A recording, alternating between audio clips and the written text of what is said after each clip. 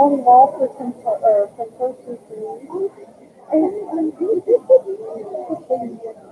know it's been so long ago, and I saw you there. I'm just covering the whole trip. These things are dominating. I'm not sure. Actually, it's not up here.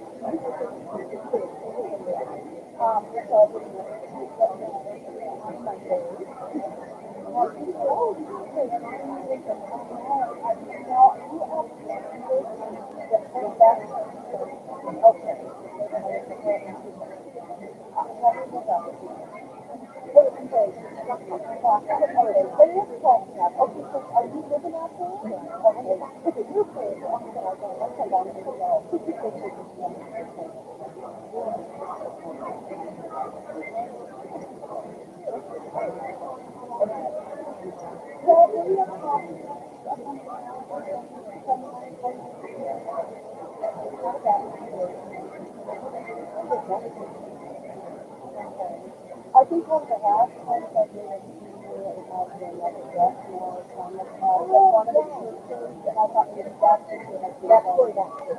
Yeah, okay. Yeah. Well, Hello. Just a real quick announcement. We have sold more tickets out of the gate out there, so thankfully we've got more people coming in. We'll be starting just a little bit later because they need to bring some more chairs in to accommodate everyone. So thank you for your patience.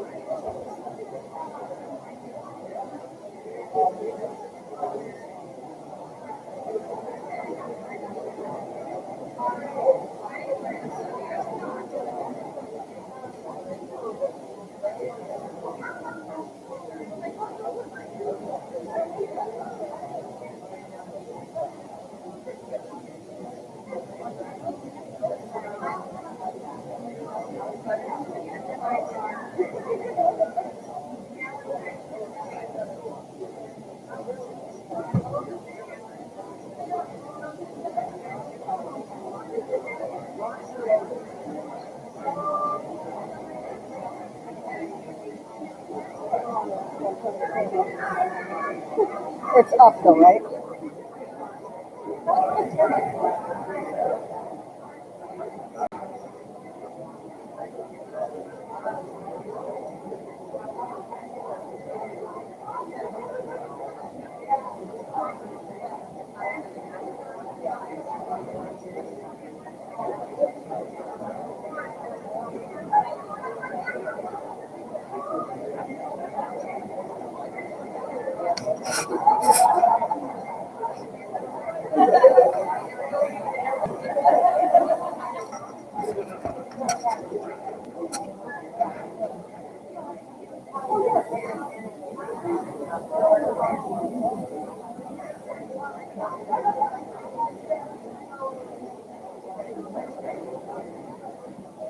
Good afternoon, everyone. We can just get you to take your seats, please. We'll get started. I just want to say, first of all, thank you so much for being here. We are so honored. I was going to say I can cry, but everybody who knows me won't be surprised about that, but I promise I won't. This is such a blessing to see so many people here who came to find out more about this organization that we have invested our hearts and souls into, and we're just really happy you're here, so thank you so much. Before we get started, there's a couple of people that we would like to introduce, a few people. We have had this incredible planning committee who has helped us put this event together. And we just want to take a second to acknowledge them. So if you are part of our planning committee, or if you are one of our volunteers, would you please stand so that we can recognize you? Also,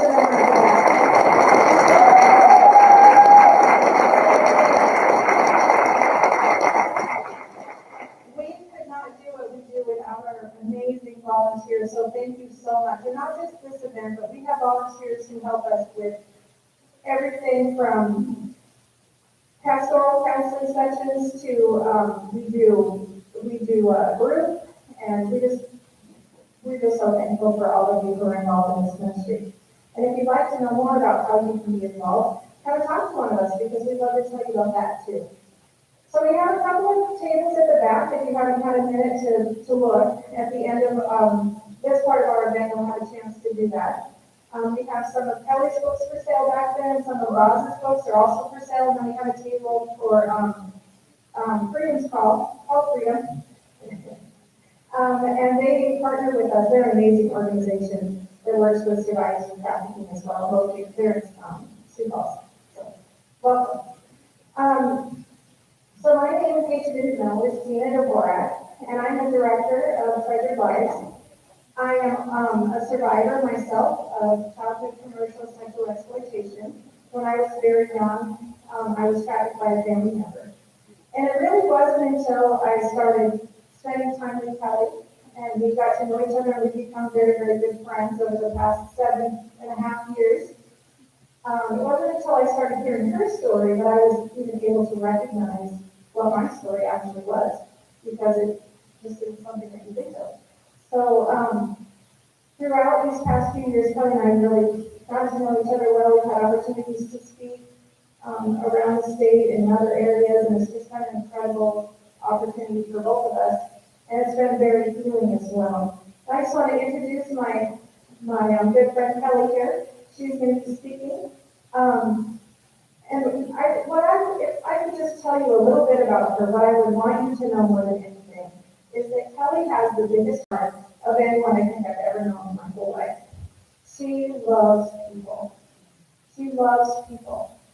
And it's been such an honor to work alongside you, Kelly. I'm just so thankful for everything that you do, for everything that you've invested in me, for everything that you've invested in this ministry, and we just love you.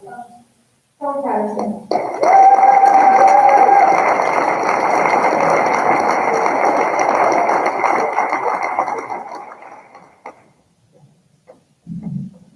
I'm really going to try not to be very long, because I'm so excited to hear from our guest speaker today. I'm just going to give you just a couple of little things to think about. What does the victim of domestic sex trafficking look like? Just like you did when you were a child. This is me, my mom's out there. Probably recognizes that face. Can look like anyone. I don't know the exact age when grooming began for me. In my book, I have written age 6 because I have very clear memories, but I have some very foggy memories as early as age 4. And most likely it was even going on prior to that. Oh, wow. You didn't see me twice. And I'm going to move this so I can see what I'm doing. I just wanted to talk about briefly the predominant types of trafficking that we see in the Midwest. We have Romeo pimps, which are those who may be a spouse or a significant other, and they pimp out their mates, unfortunately. And it happens all too often. Sometimes it's just all a game, and they get that one person in, and it turns out they have these kind of stable girls that have done the same thing. But they make that person feel like they're the only one. Gang, motorcycle club, we see that a lot. Street gangs, motorcycle clubs, specific ones, obviously not all motorcycles. As you saw, a great crew in here today. What is it they say, 99% of your goods? It's just that 1%er that we have to watch for. Then we have familial trafficking, which is the one that is the most commonly found, They are the ones that law enforcement deals with the most. They're the easiest in one sense to capture, and that is parents trafficking their own children or other family relatives. Very sad and awful. And then there's ring trafficking. When I began talking about ring trafficking, I found that almost no one knew what that was in law enforcement. So I felt a little bit alone until I started talking to other survivors around the world and found out they all knew exactly what I was talking about because I was a victim of ring trafficking. And I'm not going to go into my whole story, but I'd like you to know what ring trafficking is. If I were to sum up all of the words you read right there, it would be mafia. But ring trafficking is everywhere. It has been in South Dakota, where we are right now, for decades. You can tell I'm not a spring chicken. I'm not going to say when, but I was trafficked a long time ago, and most of my trafficking began in the state of South Dakota. I was moving to the state of South Dakota. My parents had no idea what was happening. It's very easy to trick a child into this and keep a child captured. Once they've got you, and once you've seen them do enough things that are frightening or threatening, the child stays silent and you keep the secret. To the outside world, I probably looked pretty much like any normal child, with the exception of a few signposts. I'm not going to go into all of those today. I do have those in my book. You can find some online as well. I like to make a lot of the things that I do very specific to the Midwest, because people tend to overlook the heartland as being a place that trafficking is, and I'm here to tell you that it is prolific. Literally every county in the United States has had at least one survivor call into the Polaris hotline saying they're being trafficked. So it doesn't matter what county you live in here or how small you think it is, someone in your county has made a call. That should wake us up. That should make us concerned, and that should make us want to learn more. You're going to learn a lot today, and I'm excited for that. That's a little darker than I hoped, but it says the average life expectancy of a child after getting into prostitution is 7 years. 7 years. So, a child isn't really a prostitute, right? They're trafficked. They are a victim of a crime. A child does not choose that life.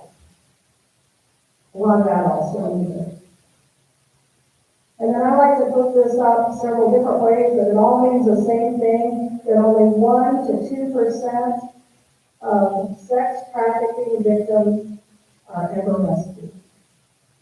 That means Gina and I are 1%.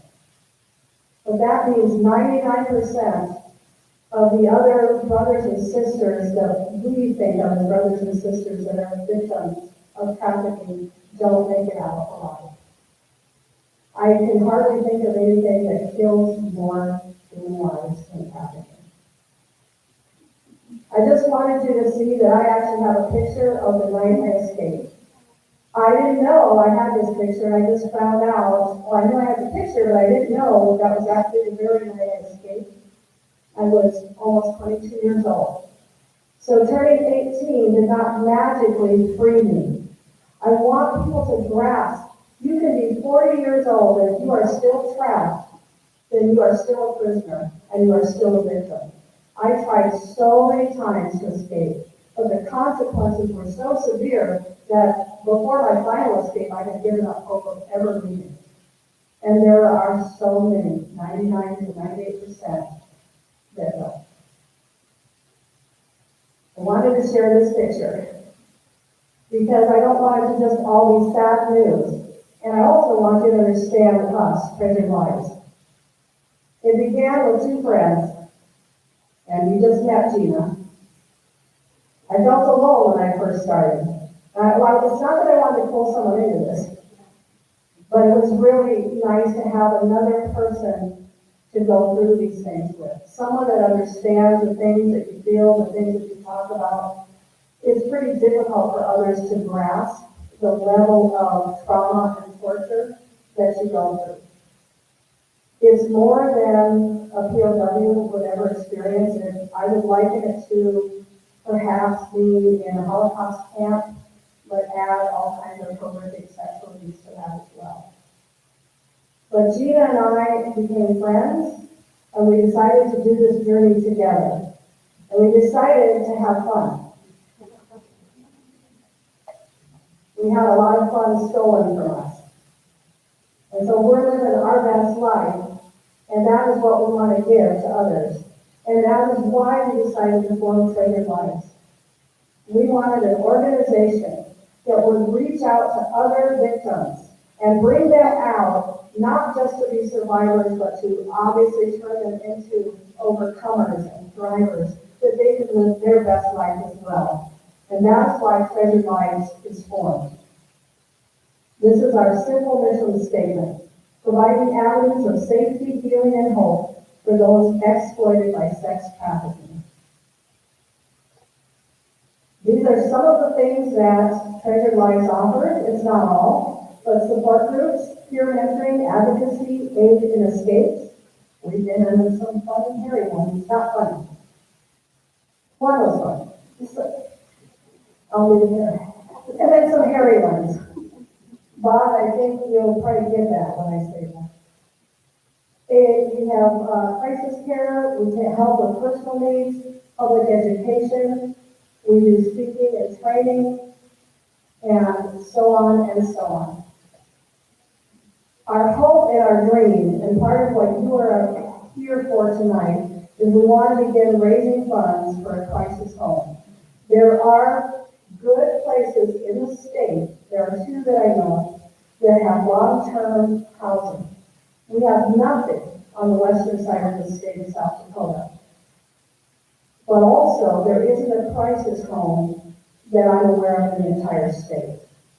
We do put them into shelters and so on, but that isn't ideal for a survivor of sex trafficking. So our dream and our vision is a crisis home. And I'm glad you're here to dream with us. And you're here to put seeds into that dream. And we hope to see you year after year as we continue. This is our first annual. So thank you for being with us today. And I just want to show you a little something here. A little bit more of what we do. This is some artwork from survivors. I didn't get them all, but there's a few of them. We have artisan workshops. All kinds of things. Jewelry making, you name it. We also work with the governor and legislators to change laws. I've been able to testify so far on 3 laws, I think, 3 or 4 that have passed. We have several coming this year as well. I hope to testify on at least 2 of them. And Gina actually will be testifying on her first one possibly this year.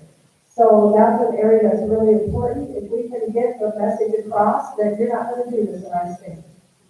That's what we're trying to do. And we're tough. She will kick you into the next county if you touch a kid, and I'm going to beat you with my knuckles. Justice will not be served until those who are unaffected are as outraged as those who are. Now I'm going to bring someone else up, and actually I'm going to bring Gina up. I just remembered, Gina is going to introduce our wonderful speaker, so I'm going to let her come on up.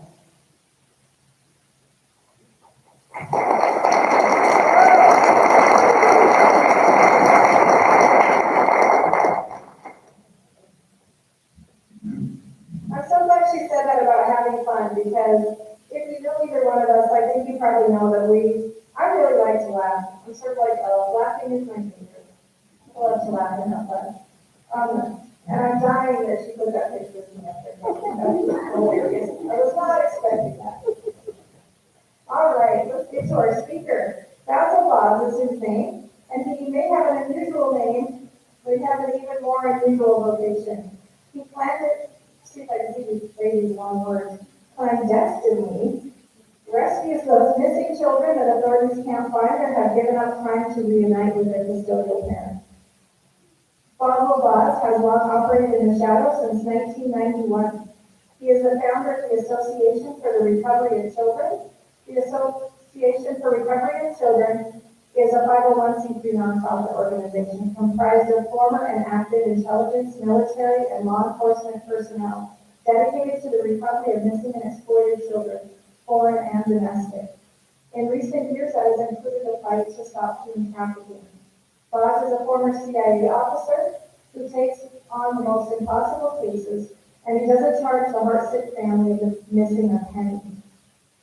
That is dedication, I would just like to say. With volunteer help from other retired intelligence officers, BAZ travels all over America and the world, covertly getting in and out of countries some of us can't even pronounce. His goal is getting children back to where they belong. So far, BAZ and the boys have a 100% success rate. He pays for his rescue missions out of his own pocket, using his savings or the money he earns from various consulting jobs. And your donations to him are a blessing as well. Today, BAZ travels nationally and internationally to provide breakthroughs to awesome performance with an uncanny ability to bring simple solutions to complicated scenarios. He is a well-sought-after motivational speaker and has been called the life guarantor. BAZ is a spokesman for CNN, MSNBC, CBS, NBC, etc. for the war on terrorism and so much more. And his newest book is available in the back, and he's happy to autograph those for you, and it's called Something Bigger Than Overthrowing Small Governments. So welcome, BAZ. What we said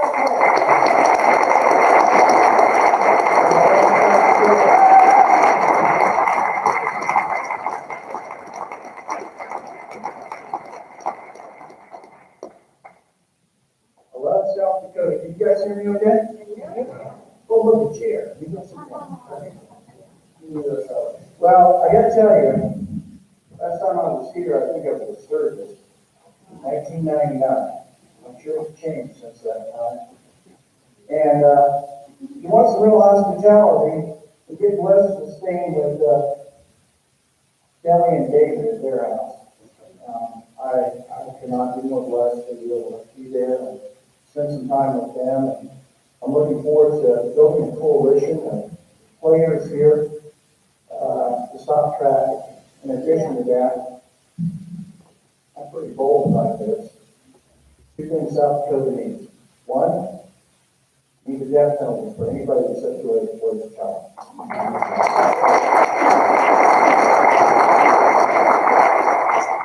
Number two, you need a state that says, you will not do that to our children here, take it someplace else. And every child that comes to South Dakota can know that they're going to be safe and never be harmed. And that should be your goal. So there's a pretty heavy topic. I speak around the world on a lot. It's pretty ugly, to be honest with you. But we started with something. I recently had some really good friends of mine, Sid and Mary, who are a lovely, lovely Jewish couple out of Colorado, and they went to Israel. How many people been to Israel? Anybody? Look at that. You know where the King David Hotel is? And that's a great place to stay. And they went there and they celebrated, get this, they celebrated their 89th wedding. 89 years. Who's married 89 years? They did that. That was